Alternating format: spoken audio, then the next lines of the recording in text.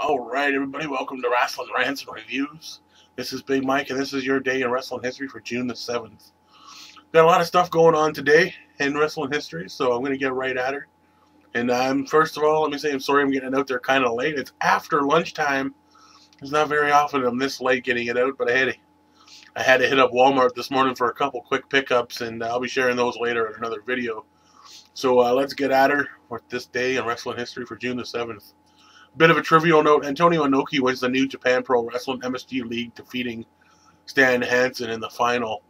And also on this day in wrestling history, a little bit of a useless knowledge, trivial tidbit. We got 1999, Rena Mero filed a $110 million lawsuit against the WWF for sexual harassment.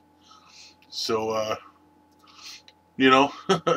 did they learn their lesson? I don't think so. Or did she learn her lesson? I don't think so, because later on, she did return to the WWE or WWF, for a second run. But anyways, events that were held on this day. Yes, finally, a couple pay-per-views.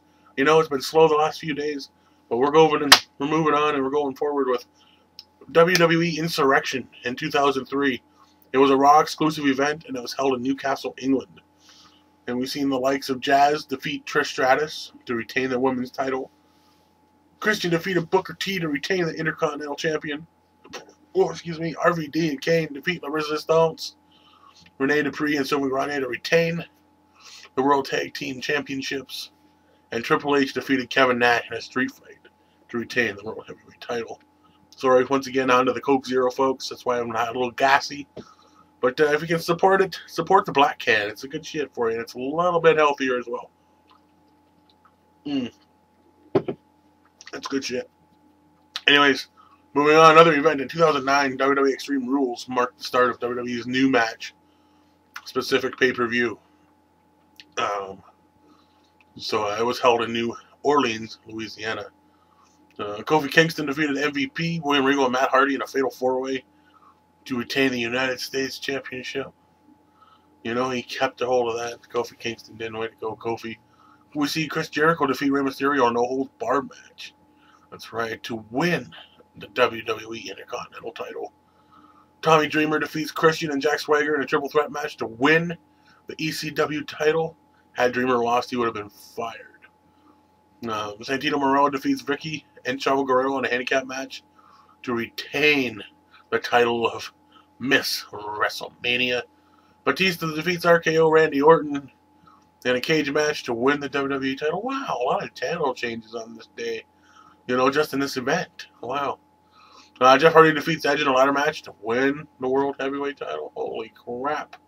CM Punk cashes his Money in the Bank and defeats Jeff Hardy to win the World Heavyweight title. Look at that. We haven't gotten to the title changes. And look at this event right here in 2009 Extreme Rules. Ow, almost every title changed hands. Except for, what title? The United States title is the only one that stayed with its rightful owner on that day, Kofi Kingston. But speaking of title changes, we're going to move on to title changes for this day in wrestling history.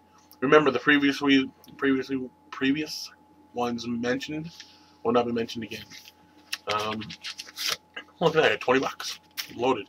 In 1960, Rico Dozan and Toya Banori defeat Dan Miller and Frank Valois to win the JWA All-Asia Tag Team titles.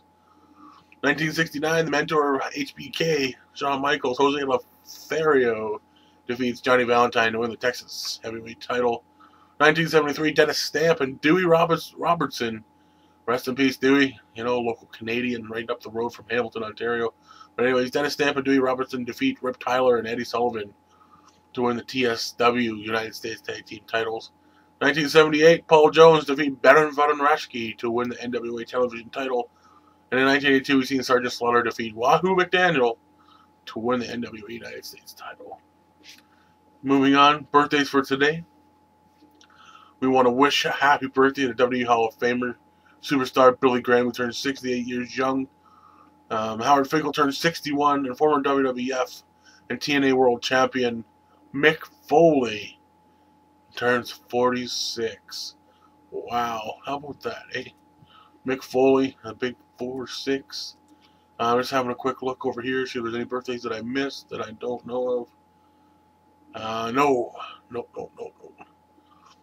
So, yes. Moving on, in memoriam for today. Anyways, before we get to memoriam, if it's your birthday out there, that YWC or on YouTube, happy birthday to you. Hope you have a great year to come. Yeah, in memoriam, on this day in 2006, the wrestling world lost former WWF Tag Team Champion John Tenta, also known as Earthquake. He played Golga, and he played Shark, and the Avalanche in WCW. He was a professional sumo wrestler before becoming a pro wrestler, for all of you that don't know that. There's a little useless knowledge for you. And he was successful in both WWF and WCW in the 90s. He retired from wrestling in 2004, having been diagnosed with bladder cancer. And he succumbed to the disease after a near 2-year battle with it. And in tribute to Tenta, they showed an in memory of graphic of him during the June 9th SmackDown and June 12th Raw. So that's sad. Many years ago today, well, 5 years ago today, we lost, a great man in John Tenta, another Canadian from out west, Vancouver, BC. But anyways, folks, that's it. That's this day in wrestling history for June the 7th. Stay tuned. I have it on bagging. It's right here. I haven't unbagged it yet. I know, of course, what's in there, but I want to share the contents inside with you as I open her up. I'll be making that video very shortly, and then I'll be posting it a little bit later. So don't forget to subscribe, tell your friends, like, dislike, leave a comment, and until then, we'll see you on the flip side.